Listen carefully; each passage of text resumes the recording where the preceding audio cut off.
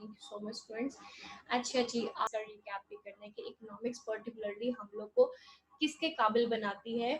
माशरे में हमने ये जो माइक्रो इकोनॉमिक्स और मैक्रो इकोनॉमिक्स का सब्जेक्ट आप लोगों ने अपने बिजनेस मैनेजमेंट और अकाउंटिंग एंड फाइनेंस के प्रोग्राम में पढ़ा है, इसका असल मकसद क्या था। ये तो छोटी छोटी टर्मिनोलॉजीज थी, अनएम्प्लॉयमेंट को लेके, जीडीपी को लेके, डिमांड को लेके, माइक्रो के टॉपिक, सप्लाई को लेके, फर्म को लेके, मोनोपोली को लेके, परफेक्ट कंपटीशन, ये सारी चीजें थी, ये बेसिक कंसेप्ट थे जिनके बारे में आप लोग गिरदनवाम में अपने देखते हैं, और आप लोग को real life information, real life knowledge आप लोग के पास होना जरूरी है। पर्टिकुलरली इकोनॉमिक्स हमें क्या सिखाती है, आज हम लोग इस चीज को भी वाइंड अप करेंगे। ठीक है जी, बिस्मिल्लाहिर्रहमानिर्रहीम। स्टार्ट करते हैं अपने नेक्स्ट लेक्चर का, लेक्चर नंबर 30 कंटिन्यूटी है हमारे प्रीवियस लेक्चर की, लेक्चर नंबर 29 की, जो कि है 6 debates over the macro economic policy. Previously हम अपने चैप्टर के अंदर हम लोगों ने 3 पॉलिसीज के बारे में डिस्कस किया था, क्योंकि ये 6 पॉलिसीज हैं जो कि टोटली हाईली डिबेटेड टॉपिक्स है। ठीक है, उनके अब नेक्स्ट 3 टॉपिक्स जो हम लोगों ने पढ़ने हैं वो सेंट्रल बैंक से रेलिवेंट होगा, गवर्नमेंट के बजट से रेलिवेंट होगा, और लास्टली टैक्स लॉज के बारे में बात की जाएगी। तो सबसे पहले 6 डिबेट जो थी, अगेन उसका एक दफा रिव्यू दे दूँ कि हमने जो 6 डिबेट्स पढ़ी थी उसमें हम लोगों ने एक फेवर में चीजें पढ़ी थी, एक जो फेवर में नहीं है, यानी कि अगर आप एक पॉलिसी को अडॉप्ट करते हैं तो इस पॉलिसी का फायदा क्या होगा, वो कहलाता है द कमिंग बूम, और इस पॉलिसी को अडॉप्ट करने का नुकसान क्या होगा, वो कहलाता है द कमिंग कोलैप्स। तो इन्हीं 2 चीज़ों की बेस के ऊपर एक डिबेटेड टॉपिक्स रखे गए सामने हमारी इकोनॉमी के। अगेन रिपीट कर दूं कि हम लोगों ने सबसे पहले active monetary and fiscal policy की, अगर एक्टिव मॉनेटरी और फिस्कल पॉलिसी होगी तो उसका क्या असरअंदाज रहेगा और क्या नहीं रहेगा, ये हमने पढ़ा। फिर हमने देखा कि अगर गवर्नमेंट स्पेंडिंग बढ़ा दी जाए तो उसके साथ रिसेशन को हम लोग फाइट कर सकते हैं, रिसेशन जैसे सिचुएशंस को कंट्रोल किया जा सकता है, लेकिन in the long term this is not favourable. Reducing federal governments discretionary powers, federal government के अगर पावर्स को रिड्यूस कर दिया जाए, यानी कि जितने सेंट्रल बैंकर्स हैं उनको और गवर्नमेंट के जो पॉलिटिशियंस हैं उनको आपस में मिला दिया जाए, तो उसके साथ पावर्स का इस्तेमाल करना बेहतर होगा। लेकिन on the other hand central bank क्योंकि मॉनेटरी पॉलिसी को कंट्रोल कर रहा होता है, तो अगर एक शॉर्ट टर्म में हमारे लिए फेवरेबल है, लेकिन in the long term this is not favourable. आज जो हमने पॉलिसी पढ़नी है वो पॉलिसी होगी जीरो इन्फ्लेशन टारगेट। जब आपकी गवर्नमेंट इन्फ्लेशन टारगेट बिल्कुल जीरो पे रखती है कि हाँ भाई अब हम लोगों ने अपना इन्फ्लेशन बिल्कुल जीरो तक ले आना है, यानी कि जिस चीज की जितनी वैल्यू हो उतनी प्राइस के ऊपर कंज्यूमर को मिलनी चाहिए। अगर एक लैपटॉप 15,000 का है तो वो 15,000 का ही मिलना चाहिए। इन्फ्लेशन की सिचुएशन की वजह से वो 15,000 की चीज 16 या 20,000 रुपए में ना मिले, इसको बोलते हैं जीरो इन्फ्लेशन टारगेट, यानी कि बिल्कुल इन्फ्लेशन ना हो, एक्चुअल वैल्यू की मुताबिक चीजें कंज्यूमर्स को अवेलेबल हो। सेकंड जो हम लोगों ने फिफ्थ पॉलिसी करनी है, इसका नाम है बैलेंस्ड गवर्नमेंट प्रोजेक्ट, वो गवर्नमेंट बजट। हमने अपने गवर्नमेंट बजट को अगर बैलेंस्ड कर दें, अगर बैलेंस हो तो इसका क्या हमें प्रॉस देखते हैं और क्या कॉन्स होते हैं, हमने आज इनके बारे में देखना है। ठीक है जी, लास्टली हम लोगों ने देखना है कि tax incentive for saving evaluate both the advocate position and the critics position.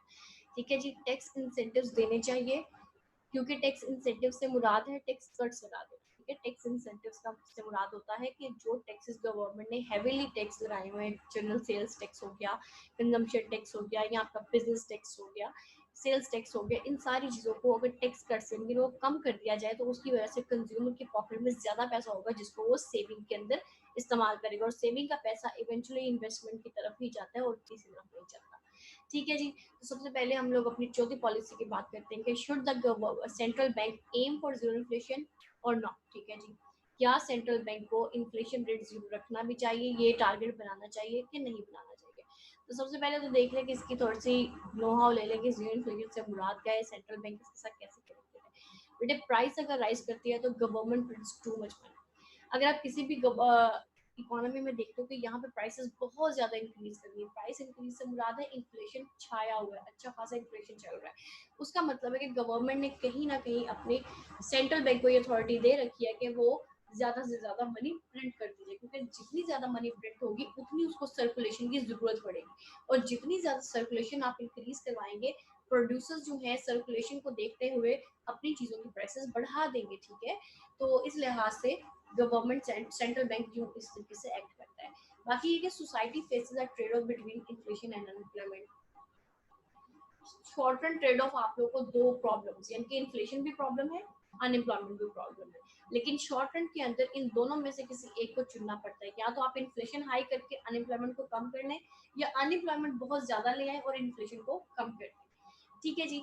अब ये कैसे है कि अनएम्प्लॉयमेंट को ज्यादा कर दे और इन्फ्लेशन रेट को कम कर दे? इससे मुराद है कि आप लोग जो अपने टीचर्स हैं या जो अपने सर्विस पर्सन हैं उनको अपनी सैलरीज के वेजेस उनके अकॉर्डिंग देना शुरू कर दें। तो इसकी वजह से क्या होगा कि एक जो प्रोड्यूसर है उसके जो वर्कर्स हैं उनको अगर वो वेजेस देना शुरू कर दे इन्फ्लेशन के लिहाज से, कि इन्फ्लेशन इस टाइम नहीं है, उनको सिर्फ उतनी वेजेस मिले जितनी उनकी वेजेस के हकदार है, तो वो क्या करेगा, एक ही वर्कर से ज्यादा काम करवाना शुरू कर देगा।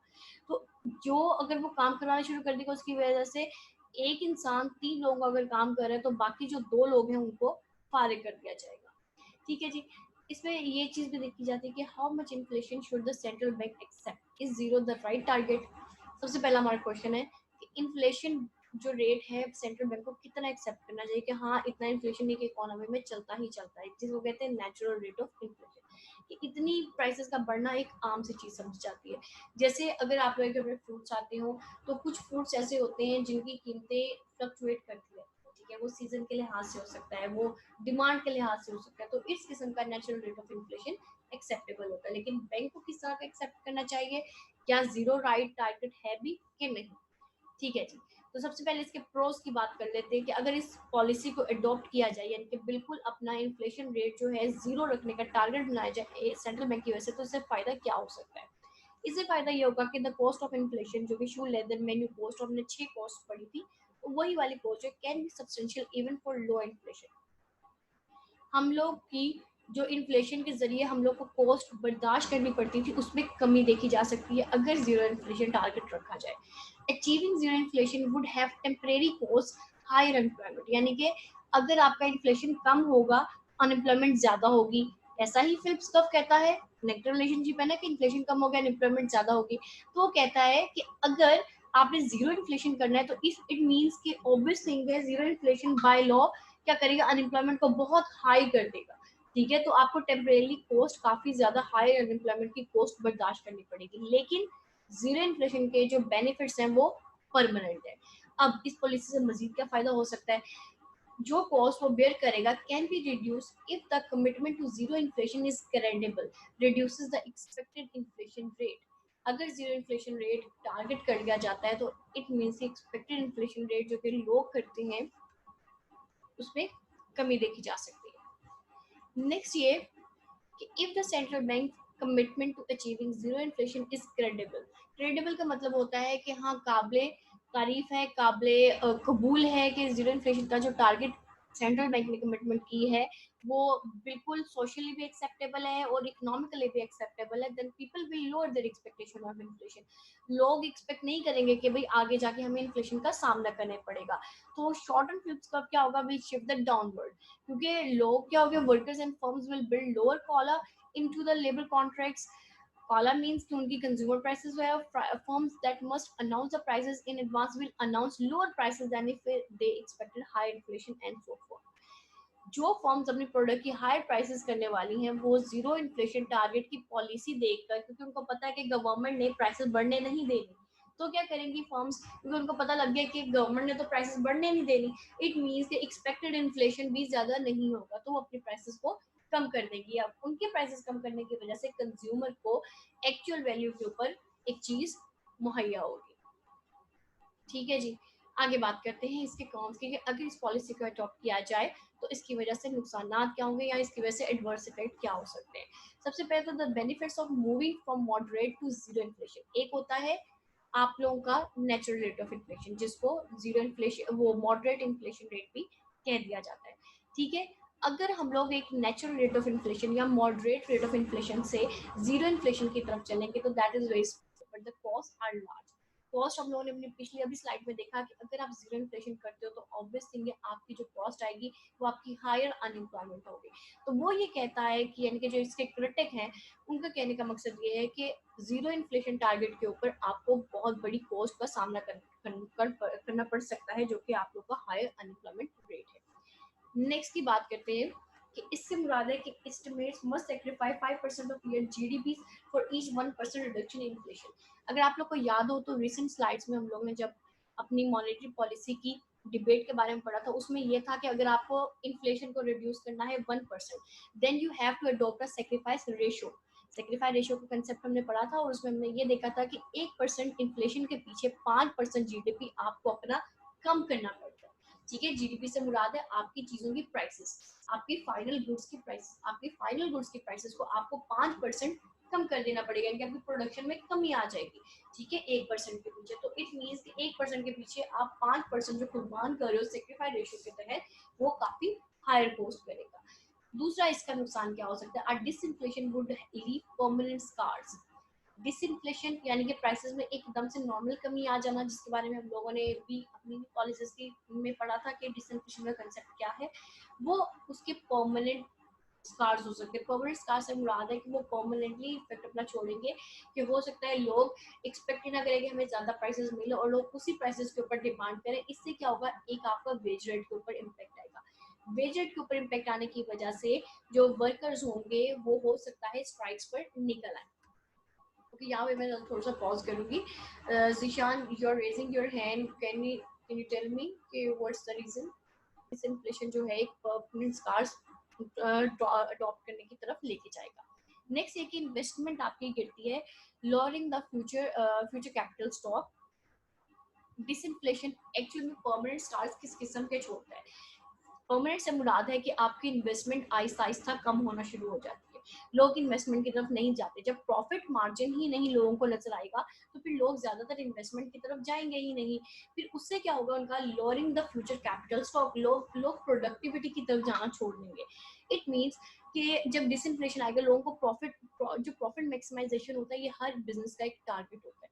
जब उसको प्रॉफिट, बढ़ता हुआ बिजनेस, ये सारी चीजें नहीं नजर आएंगी, तो वो इवेंचुअली क्या करेगा कि अपना जितना बिजनेस जिस पोजीशन में चल रहा है, वो ना ही प्रोडक्टिविटी की तरफ जाएगा, ना ही अपने बिजनेस को अपडेट करने की तरफ जाएगा। ठीक है जी, आगे बात करते हैं, some of inflation cost could be reduced through more wide spread indexation. Inflation cost को इंडेक्सेशन के थ्रू भी रिड्यूस किया जा सकता है, बट दिस इज लार्ज, मतलब के टाइम टेकिंग प्रोसेस है, जिसकी वजह से जीरो इन्फ्लेशन का target is not much acceptable.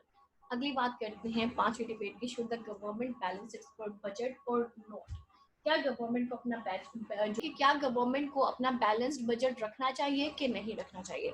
तो सबसे पहले तो देखिए कि when government spends more than it's let's in tax revenues, government तभी इस काबिल होती है कि वो ज्यादा से ज्यादा गवर्नमेंट स्पेंडिंग बढ़ा सके जब उसका टैक्स रेवेन्यू बढ़ता है, यानी कि लोगों से ज्यादा अगर टैक्स अमाउंट्स इकट्ठी की जा रही हैं तो ही गवर्नमेंट स्पेंडिंग में इजाफा होता है।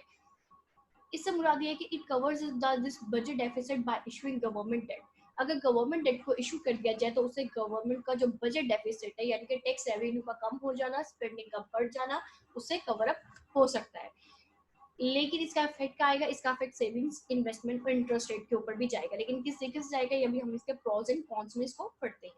सबसे पहले इसके प्रोज की बात की जाए कि इस बैलेंस बजट का फायदा क्या हो सकता है, जो इसके फेवर जो करते हैं इस डिबेटेड टॉपिक को, वो क्या कहते हैं, वो कहते हैं कि government debt places a burden on future generation.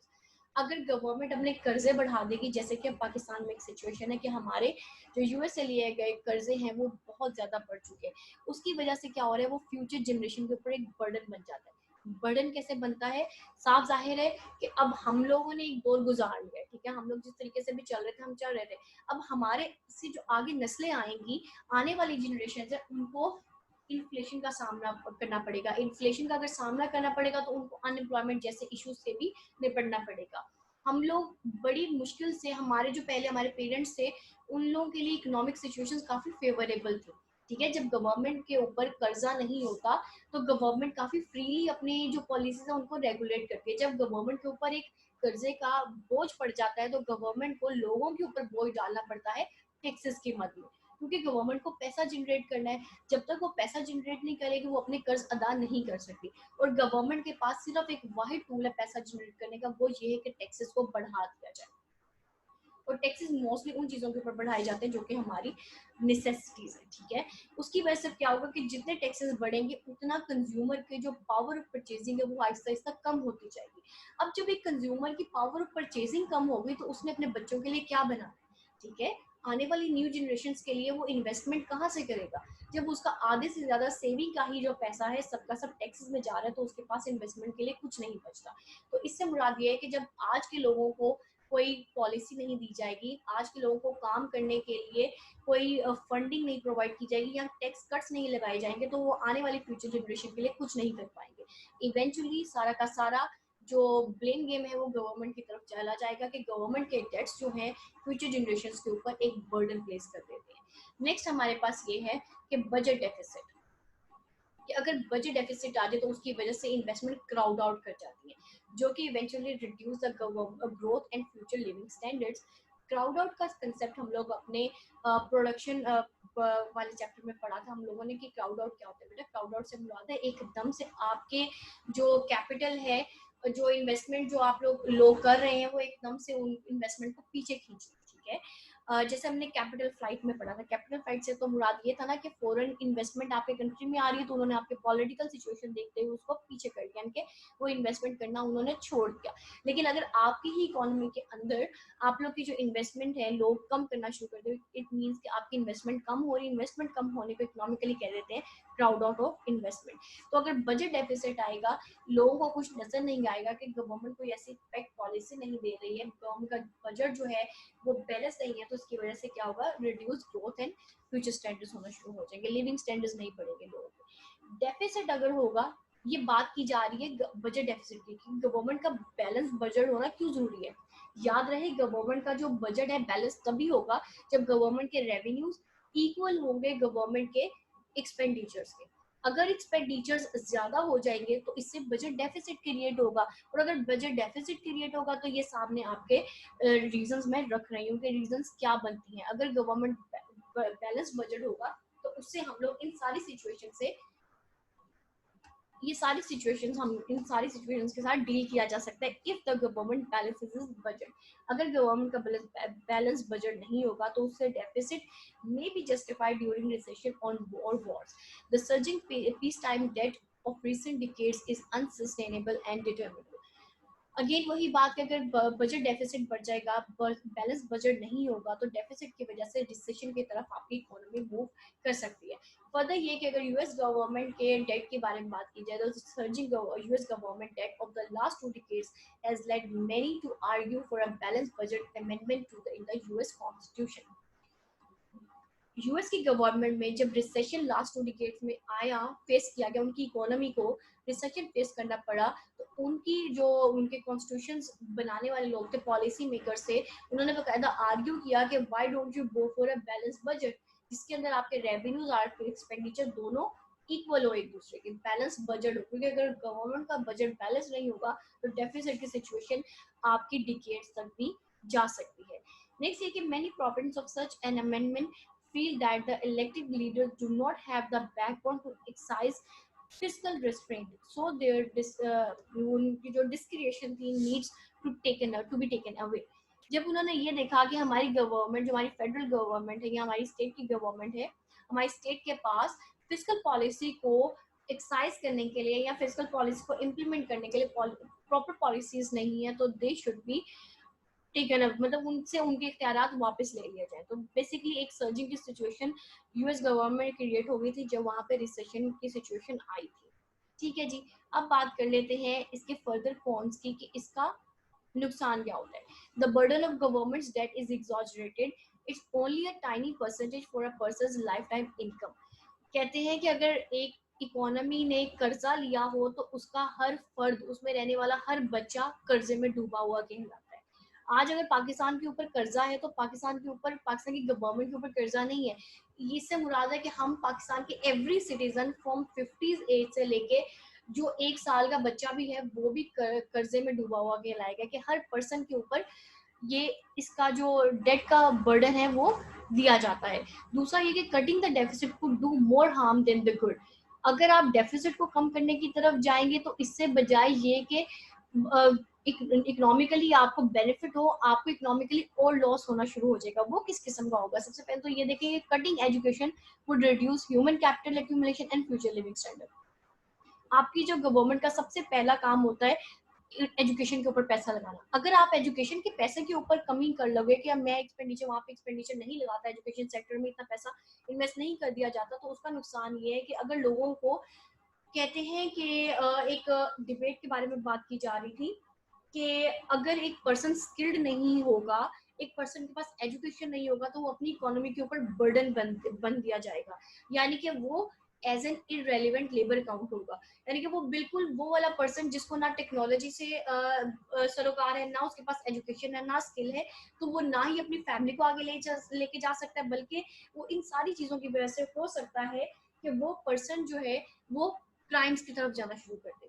Crimes की तरफ अगर जाएगा तो क्रिमिनल रेशोज में इजाफा होगा, ठीक है। तो cutting education is a bad thing, और इसके अलावा raising taxes reduces incentive to work and save. अगर आप टैक्सेस ज्यादा से ज्यादा बढ़ाओगे तो लोग वर्क और सेविंग्स की तरफ कैसे जाएंगे? लोग कहेंगे कि मैं जाता हूँ 35,000 रुपए कमाने, गवर्नमेंट ने टैक्स लगा दिया और मुझे सिर्फ सैलरी जो है मेरी इनकम टैक्स की वजह से मुझे 35,000 के बजाय 30,000 रुपया मिलती है, तो क्या वो अपने वर्क को मजीद इनहेंस करेगा? उसके ऊपर जब एक फाइनेंशियल बर्डन आ जाएगा तो वो अपनी वर्किंग एबिलिटी या प्रोडक्टिविटी को भी सही से शो नहीं कर पाएगा। रेस्ट रहा सेविंग की सवाल, तो सेविंग का तो मैं आप लोगों को बारहा बता चुकी हूँ कि अगर टैक्सेस को बढ़ाया जाता है, टैक्सेस को रेस किया जाता है, तो उसकी वजह से जो लोगों ने पैसा सेव करना होता है वो उनका किसी चीज को खरीदते हैं, 50 रुपए का ग्लास टैक्सेस की वजह से 70 रुपए का मिल रहा है। जो 50 रुपए के ग्लास के ऊपर 20 रुपए एक आम कंज्यूमर की बचत होनी थी, वो 20 रुपए टैक्सेस की मद में गवर्नमेंट के खाते में जा रहे हैं, उनके गवर्नमेंट के अकाउंट में जा रहे हैं। अब वो गवर्नमेंट का बैलेंस तो बढ़ रहा है, लेकिन यहाँ पे क्या हो रहा है, लोगों की सेविंग की पावर कम होती जा रही है। सेकंड ये थर्ड थिंग ये कि focusing on deficit diverts attention from other programs than the redistribute income across generations such as social security। अगर वो अपने डेफिसिट को ही क्लियर करते रहेंगे गवर्नमेंट बैलेंस करने की बजाय, तो क्या होगा कि उनके जो income across generation social security लोगों को देनी है, ऐसे जैसे वेलफेयर के जो उनके पॉलिसीज हैं या वेलफेयर के प्रोग्राम्स हैं, सोशल सिक्योरिटीज के प्रोग्राम है, उनकी तरफ उनका ध्यान ही नहीं जाएगा। या तो वो कर्जे देते हुए अपने काम निपटा ले, या फिर वो उन लोगों को रोटी दे दे जिन लोगों के घर रोटी पहुंचना जरूरी है। आखिरी चीज ये कि डेट और income ratio more relevant than the debt itself. Income ratio debt से ज्यादा रेलिवेंट होती है, जितना ज्यादा कर्जे से ज्यादा आपकी इनकम रेशियो को बढ़ाना बहुत जरूरी है, ठीक है जी। आखिरी ये आप लोग की डिबेट है, इसके बारे में बेटे वजह से इनकरेज सेविंग होगी, अगर ऐसा किया जाता है तो इसका क्या फायदा है और क्या नुकसान है। सबसे पहले तो ये देखिए कि nation standard of living depends on its ability to produce goods and services. जितनी हम अपनी अशिया को प्रोड्यूस करेंगे, जितनी हम अपनी कंज्यूमर गुड्स वगैरह प्रोड्यूस करेंगे, वही चीजें हमारा मिलकर डिसाइड करेंगे कि हमारा नेशन का, एक हमारी इकोनॉमी का स्टैंडर्ड ऑफ लिविंग इस टाइम क्या है। क्योंकि एक चीज की प्रोडक्शन से मुराद है किसी के पास इन्वेस्टमेंट का पैसा होना, किसी के पास इन्वेस्टमेंट थी, किसी के पास इतना कैपिटल मौजूद था कि उसने वो चीज प्रोड्यूस की है, तो यहाँ और फिर उसके बाद उसको प्रोड्यूस करने के बाद उसकी एबिलिटी टू बाय, यानी कि जितने लोग उसको खरीद लें, ability to purchase that good, तो ये तमाम चीजें क्या करती हैं, हमारे लिविंग स्टैंडर्ड्स को डिटरमाइन करती हैं। इसके अलावा कि how much it saves and invest for the future, हमारे जो नेशन का, हमारी इकोनॉमी का लिविंग स्टैंडर्ड, इससे भी बताया जा सकता है कि कितना लोग सेव कर रहे हैं और सेव करके कितना लोग इन्वेस्टमेंट की तरफ लोगों का ट्रेंड है। ये तो वही चीजें हैं जिनकी वजह से हम लोग को ये टैक्स डिबेट हमारे सामने आई है। सबसे पहले तो देखें, अगर हम लोग टैक्स लॉ को रिफॉर्म करते हैं टू इनकरेज सेविंग, तो इसका क्या फायदा है। सबसे पहले ये कि statement follows and other of the 10 principles people respond to incentive. अब तक हम लोग जितने इकोनॉमिक्स के टॉपिक्स पढ़ चुके हैं बेटे, कहीं ना कहीं वो जो हम लोगों ने पहले इकोनॉमिक्स के 10 प्रिंसिपल्स पढ़े थे, वही 10 प्रिंसिपल्स कहीं ना कहीं इम्प्लीमेंट हुए थे। तो उन्हीं प्रिंसिपल में से एक प्रिंसिपल था कि पीपल रिस्पॉन्ड टू इंसेंटिव। इसकी मिसाल भी आप लोग को दी गई थी कि अगर आप लोग किसी जॉब के साथ आपको 3 days ऑफ दे दिया जाए, या एक जॉब है उसमें सिर्फ 1 day ऑफ है, तो आप किस जॉब की तरफ जाए, ठीक है। एक जगह पे आपको ज्यादा सैलरी मिल रही है सेम सर्विस के ऊपर, एक जगह आपको कम सैलरी मिल रही है, तो आपको जहाँ पे इंसेंटिव, जहाँ पे फायदा नजर आ रहा है, आप उसकी तरफ मूव कर जाओगे। तो आज की जो हमारी ये लास्ट पॉलिसी है, बेसिकली उसी प्रिंसिपल के इर्द गिर्द घूमती है। तो सबसे पहले ये कि the current US tax system discourage savings. US का जो करंट इस टाइम में जो एक उनका टैक्स सिस्टम है या उनका इंसेंटिव सिस्टम है, वो लोगों की सेविंग्स के लिए डिस्करेजमेंट का बायस बनता है, यानी कि इतना अच्छा, इतना रिफॉर्म नहीं है कि लोग सेव कर पाए और सेविंग से वो इन्वेस्टमेंट की तरफ मूव कर सके। ऐसा क्यों है और इसकी वजह से असरात इसके क्या देखे जा सकते हैं? सबसे पहले तो ये देखिए कि high marginal tax rates reduce return on saving. जितना मार्जिनल से मुराद है कि माइनर माइनर चेंजिंग्स के साथ आगे बढ़ता हुआ एक रेट, जितना मार्जिनल रेट ज्यादा होता जाएगा उतना लोगों का रुझान सेविंग की तरफ कम होता जाएगा। Some savings is taxed twice as corporate income and the again as personal income. कुछ हमारी इनकम्स या कुछ सेविंग्स ऐसी होती है जिनको डबल टैक्सेस लगते हैं, जैसे कॉर्पोरेट इनकम। कॉर्पोरेट इनकम में क्या होता है, एक तो इनको टैक्स वहां से कटवाना पड़ता है जो कि सैलरीज पे कर रहे हैं, एक पर्सनल इनकम में से भी टैक्स कटता है, एक आपकी कॉर्पोरेट यानी कि जहाँ से आप इनकम ले रहे हो। फॉर एग्जाम्पल मैं आम बात करती हूँ कि एक आपका बिजनेस है और एक जगह पे आप जॉब कर रहे हो, जहाँ पे जॉब करो एक तो वहां पे आप टैक्स पे करते हो, ठीक है। दूसरा, अगर आपकी कोई पर्सनल इनकम आ रही है किसी पर्सनल कैपिटल की वजह से, कोई बिजनेस है, कोई छोटा मोटा आपका कारोबार है, वहां से भी आपको टैक्स देना पड़ता है। इट मीन्स कि आप टैक्सेस दो जगह से हो रहे हो। कोई ऐसी रिफॉर्म नहीं है कि आपको क्या कहते हैं टैक्स आप एक जगह पे दे रहे हो तो आपको दूसरी जगह पे मत देना पड़े। तो गवर्नमेंट के लिए तो ये फायदा है, गवर्नमेंट तो इससे टैक्स लॉज जितने रिफॉर्म करवाएगी उससे तो फायदा। लेकिन अगर टैक्स को रिड्यूस कर दिया जाएगा तो जो आप दो ट्वाइस जगह पे टैक्सेस दे रहे हो उससे आपकी सेविंग्स में इजाफा होगा। तो बेसिकली ये वो पॉइंट्स है जिनकी वजह से सेविंग सिस्टम रिड्यूस्ड है यूएस की इकोनॉमी के अंदर। थर्डली ये कि high tax rates on B up to 55%।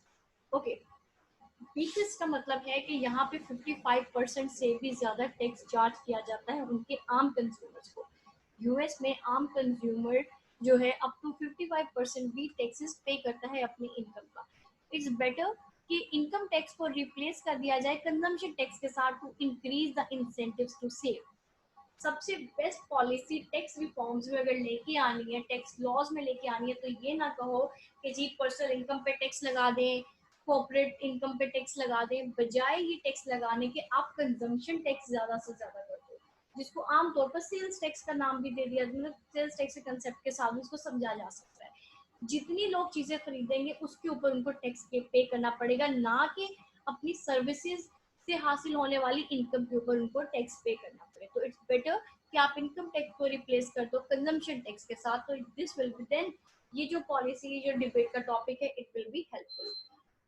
अगली बात ये बताई जाती है जो इसके फेवर में चीजें मतलब नहीं जाती, ठीक है। कॉज में ये है कि सच टैक्स, यानी कि अगर आपको इस तरह के टैक्सेस आप इंसेंटिव्स लगाते हो तो उससे क्या होगा कि would remain mainly benefit the wealthy who need tax relief the least. अच्छा, जब टैक्सेस लगाए जाते हैं और टैक्सेस लगाने के बाद एक टैक्स कट्स लगाया जाता है just to encourage the savings, ठीक है। अब उसकी वजह से ज्यादा फायदा उनको होगा जो कि लोग ऑलरेडी अमीर हैं, जिनकी इनकम्स ऑलरेडी बहुत ज्यादा आती है। उनके ऊपर अगर आपने वेल्थ टैक्स लगा दिया तो उनको उससे कोई फर्क नहीं पड़ेगा।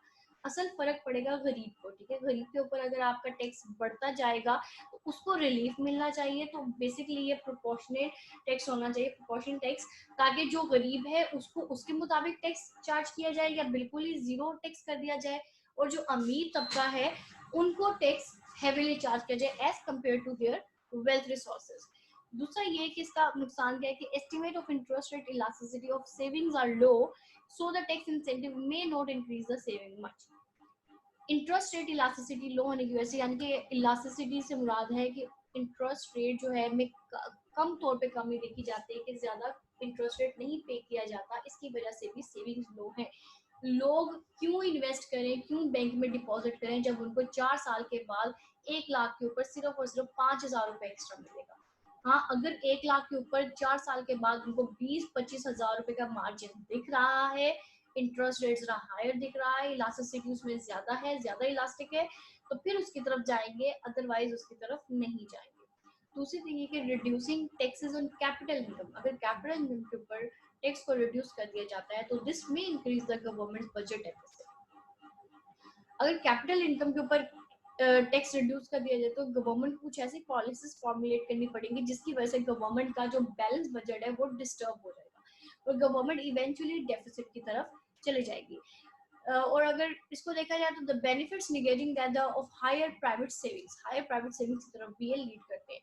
तो इट्स बेटर कि नेशनल सेविंग्स जो हैं उनको इंक्रीज किया जाए, reducing by directly reducing the budget deficit, बजाय ये कि बजट डेफिसिट को रिड्यूस करने की तरफ मूव किया जाए।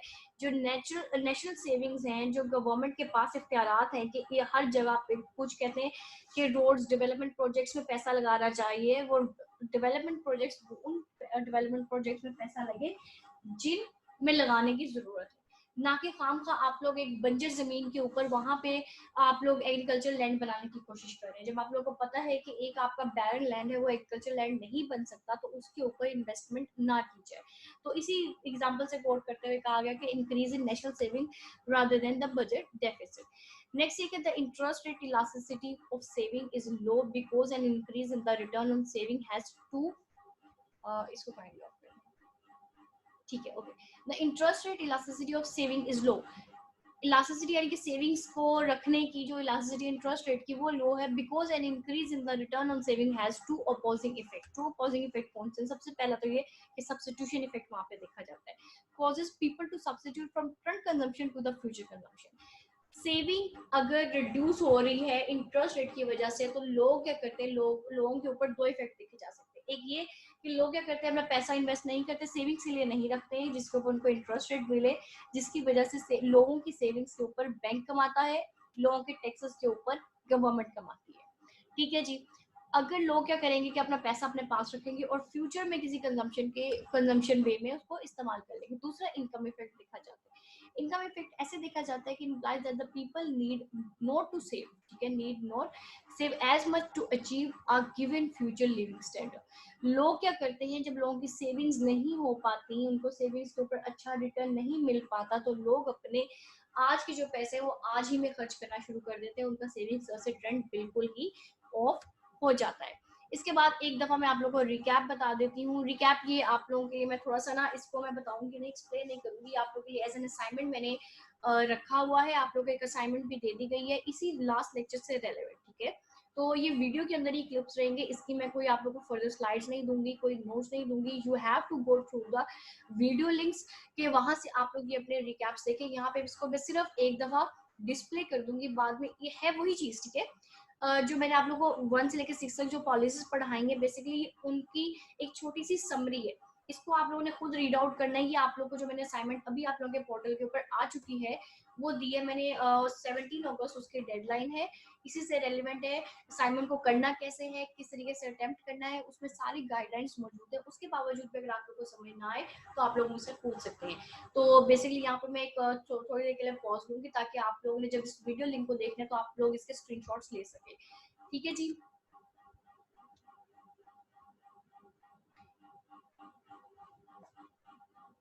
जी, इसके बाद फर्दर जो हमारी पॉलिसीज रिमेनिंग है उसके बारे में मैं उसका भी एक दफा आप लोग को स्क्रीन के ऊपर दिखा देती हूँ।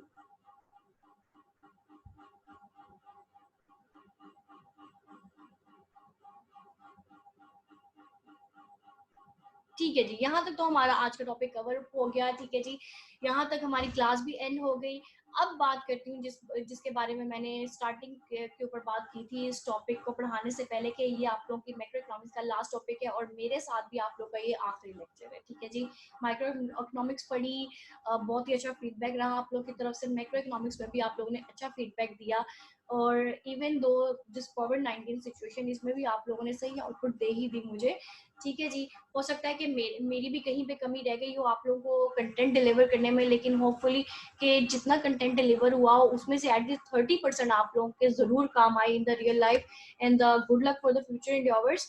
और दूसरी थिंग ये कि अब एक दफा मैं रिपीट करना चाहती हूँ अपने पूरे माइक्रो और मैक्रो इकोनॉमिक्स के सब्जेक्ट को लेके, कि बेसिकली ये सब्जेक्ट रियल लाइफ में आप लोगों को हेल्प कैसे करता है। छोटे छोटे कंसेप्ट आप लोग को छोटी छोटी चीजें समझने में हेल्प करेंगे। ये जो प्राइसेस बढ़ रही है ये इन्फ्लेशन है, चंद लोगों को फारिग कर दिया गया, ये अनएम्प्लॉयमेंट आ गई। लेकिन इसके अलावा बेसिक इकोनॉमिक्स का इकोनॉमिक्स किस लिहाज से आप लोगों के काम आता है, ये चीज मैं इसमें बताना चाहूंगी। सबसे पहले तो ये है कि बेटा economics teach us there is no such thing as a free lunch, ठीक है। इकोनॉमिक्स का पहला असूल यही है कि यहाँ पे फ्री लंच के जैसी कोई चीज नहीं है। हर एक को किसी ना किसी चीज के बदले कोई ना कोई चीज चाहिए। अगर कोई आपसे पानी का ग्लास लेता है तो उसके बदले आपसे उसको कोई दूसरा फेवर चाहिए होगा। जरूरी नहीं है पैसे के बदले आपको चीज मिले या चीज के बदले आपको पैसा मिले। सर्विसेज के बदले भी सर्विसेज होती हैं और आप लोगों की नेकी के बदले आपको मजीद नेकियां मिलती है। ये तो अजल से असूल रहा है कि there is no such thing as a free lunch. Free कुछ भी नहीं है। You have to make your own bread. ठीक है जी। सेकेंड थिंग ये कि there are few easy answers and many unresolved questions. इन 6 डिबेट्स के अंदर भी हम लोगों ने वही 6 क्वेश्चंस को उठाया कि क्या गवर्नमेंट का जो हम लोग बैलेंस्ड बजट की बात करते हैं क्या ये एक्यूरेट है। क्या इन्फ्लेशन रेट बिल्कुल खत्म कर दिया जाए, महंगाई का कोई नामो निशान ना हो, क्या ये चीज सही है। ये अनरिजॉल्व कुछ क्वेश्चंस हैं मॉनेटरी और फिस्कल पॉलिसी में से।